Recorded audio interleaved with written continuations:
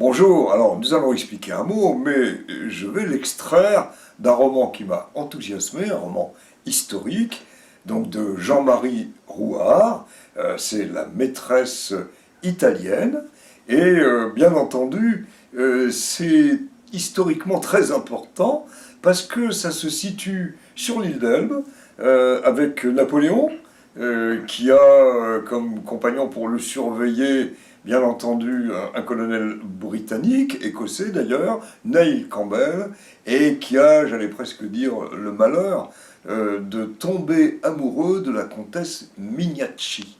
Cette comtesse est florentine, et comme l'épigraphe le laisse entendre, c'est d'ailleurs merveilleux, j'aime beaucoup les épigraphes, si le nez de la comtesse Mignacci avait été plus long, le sort du monde eût été changé, dit Pauline Bonaparte.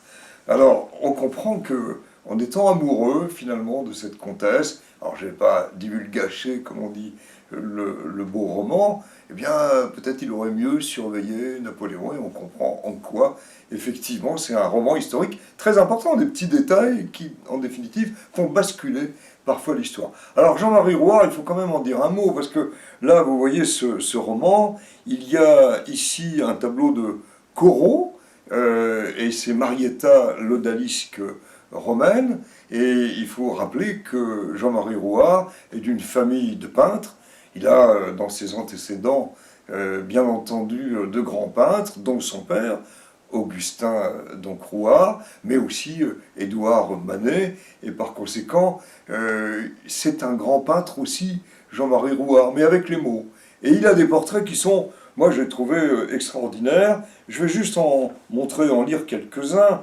Et par exemple, quand il décrit Napoléon, on est un peu surpris parfois du personnage, et il le présente ainsi. Il n'avait plus le visage émacié du fringant général d'Arcole que diffusaient les images d'Épinal jusqu'à plus soif. Les joues pleines, le ventre rebondi, il était grassouillé et dodu comme un notaire. Mais cette apparence de notable qui l'avait déçu, et là c'est Neil Campbell qui s'exprime, lors de leur première entrevue à Fontainebleau, s'effaçait au premier mot, au premier regard qui gardait l'intense fixité de l'aigle et vous pétrifiait. Sa voix, aux accents tantôt impérieux, tantôt enjôleurs, révélant une énergie intacte, avait un pouvoir magnétique. Elle vous ensorcelait. Quant à son sourire, étonnant de jeunesse et de naturel, on était désarçonné de le voir s'épanouir chez un conquérant qu'on croyait revenu de tout.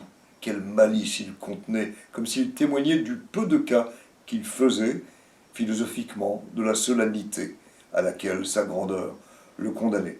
Cet homme de légende qui transportait avec lui un monde d'aventure et de rêve. Alors quel privilège pour Neil Campbell d'avoir le loisir de lui parler.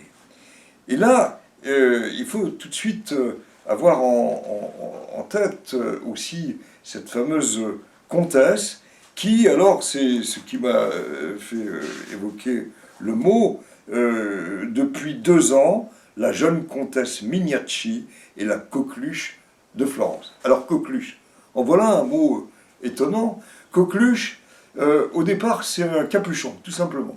Quand il arrive en 1414, enfin il est attesté dans notre langue, c'est le capuchon, qui est sans doute fait sur le mot coquille, auquel on a rajouté huche. Ça n'a rien à voir avec la capuche, parce que capuche est venu après, et donc chronologiquement, c'est sans doute le suffixe huche rajouté à coquille.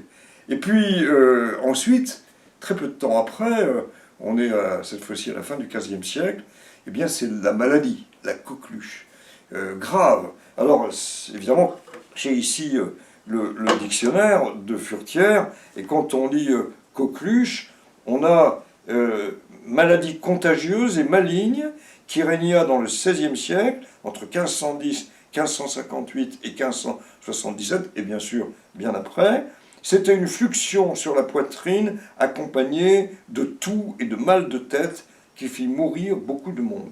Alors, pourquoi ça s'est appelé la coqueluche, cette maladie? Ben, tout simplement, et là, il ne se trompe pas, parfois dès le XVIIe on a l'origine. Ce nom a été donné par le peuple à cette maladie parce que ceux qui en étaient attaqués portaient une coqueluche ou capuchon de moine pour tenir chaudement la tête.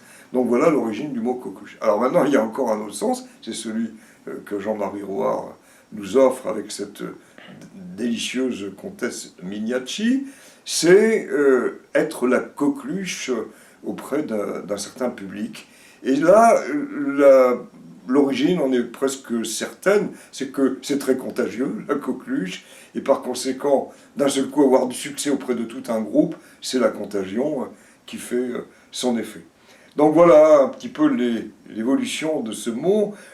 J'aimerais terminer aussi sur un portrait, parce que vraiment, Napoléon y est décrit, c'est un des personnages qui est merveilleusement présenté, et il y a le cadre de l'île d'Elbe, bien sûr. On pense à la Corse aussi, tout près, l'Italie, évidemment, Florence, et la comtesse Mignacci, et la France, vers laquelle, dans le fond, il va tendre et réussir à revenir pour 100 jours. Et bien là, voilà, il est sur le bateau, il s'enfuit. Le brick s'immobilise ainsi que la flottille qui l'accompagne. Tout feu éteint, les navires apparaissent comme des ombres sur l'étendue de basalte translucide et luisante de la mer, sur laquelle se reflètent les étoiles. Une sourde angoisse étreint les matelots. Est-il possible que l'aventure se termine ici, qu'une telle espérance se heurte à un misérable obstacle? Certains prient la Madone, d'autres mâchonnent merveilleusement leurs moustaches. C'est qu'il n'y a pas de vent, en effet. Le grand proscrit donne à tous une leçon d'équanimité. Il va se coucher. C'est superbe.